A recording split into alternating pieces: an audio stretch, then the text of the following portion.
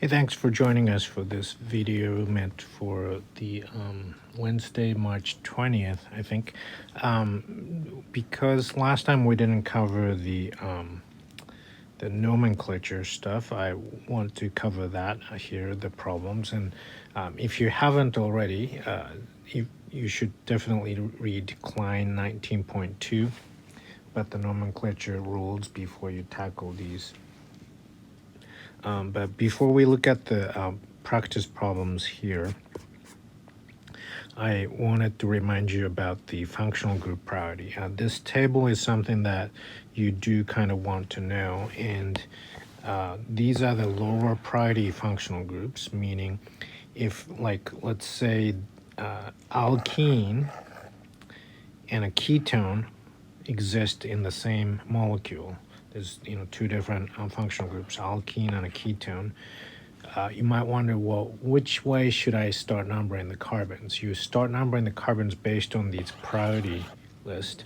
So because ketone is a higher priority functional group, you're going to start numbering as 1 the carbon that's closer to the ketone instead of to the alkene. I hope that makes sense. And this may seem like a huge thing to have to memorize or something, but I hope you can kind of make sense of this. If you kind of ignore these last 4, they're kind of in the order of oxidation states and alphabetical order. So when a carbon just has one single bond to heteroatom, that's a pretty low oxidation state. So those are alcohols and amines, right? So that'd be something like you just have a single bond to the heteroatoms. If you have a double bond to the heteroatoms, those would be, of course, the functional groups we're talking about, aldehydes and ketones. Within this group, I want you to notice it's alphabetical order. Aldehyde, higher priority, ketone, second priority. Carboxylic acids and esters have essentially 3 bonds, 3 oxygens on a carbon, because 2 bonds to an oxygen and a single bond to another oxygen. And between the 2, acid is higher in priority because of, again, the alphabetical order. A comes before E. Similar rules apply down here. Alkenes and alkynes are higher priority than alkanes, even though alkane would be higher in alphabetical order because these have higher oxidation states because they have pi bonds, right? Double bonds are more oxidized. Now, among alkanes, ethers, and halides, I want you to notice these are in the alphabetical order. So hopefully that helps you to kind of remember this functional group priority order.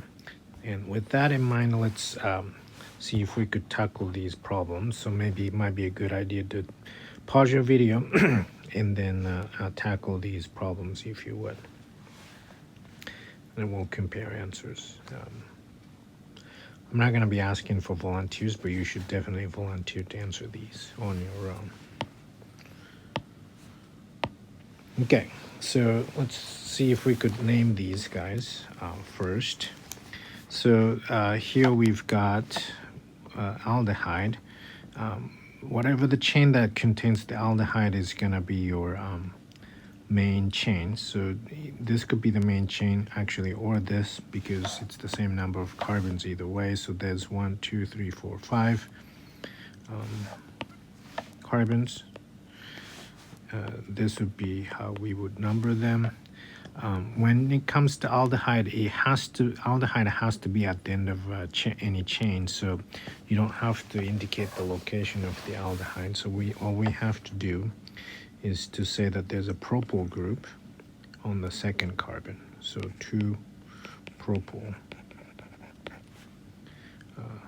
pentanal. So this indicates it's an aldehyde, right?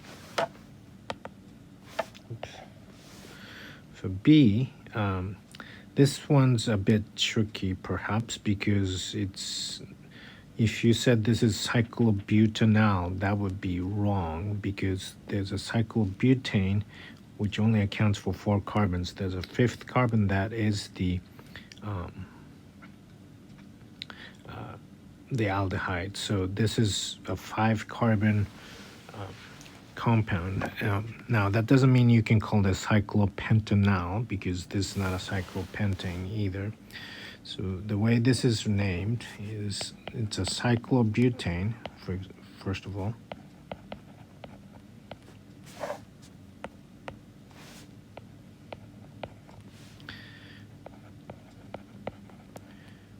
And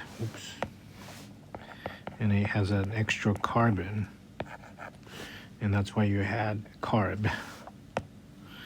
And it's an aldehyde, so it's a cyclobutane carbaldehyde. Okay.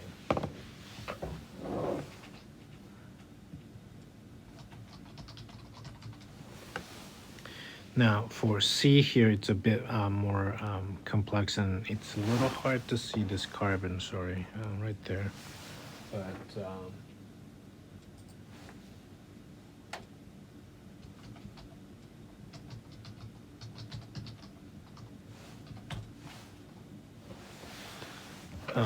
the way you want to name this, of course, it's going to be, why isn't it?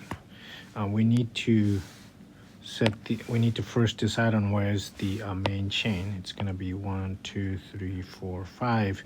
That because that's the chain that contains the aldehyde and the alcohol. So that means this numbering is 1, 2, 3, 4, 5. So there's a and we're going to number them starting with the aldehyde end because again aldehyde is a higher priority than alcohol. So this is going to be 2-ethyl, and then there's a hydroxyl group on the 4th carbon where you're going to treat alcohol as a substituent. So it's going to be 2-ethyl for hydroxyl.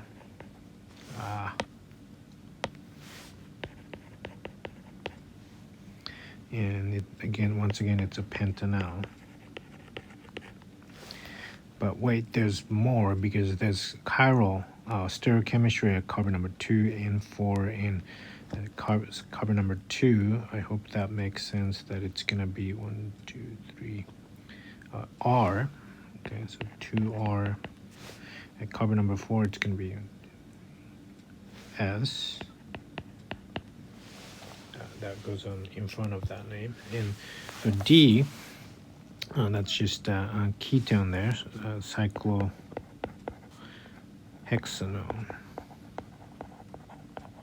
Now, some of you might wonder, well, how come you couldn't have anything that's called cyclohexanol, but you can have a cyclohexanone? Because you can have a ketone on the ring, whereas you cannot have a aldehyde on the ring. You can have an aldehyde attached to a ring like this, but you cannot have an aldehyde within the ring. Okay, hope that makes sense.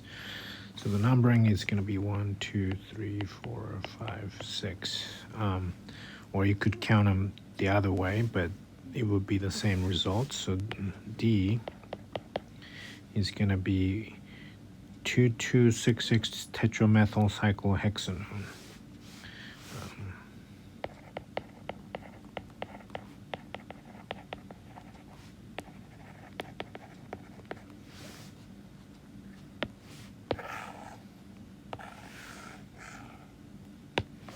That should be one word without any space there, but I just couldn't fit it in.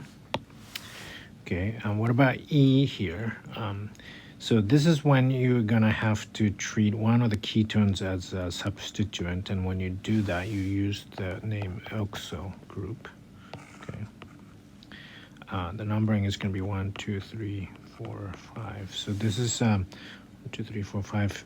2-pentanone with an oxo group on the 3rd carbon. So E is going to be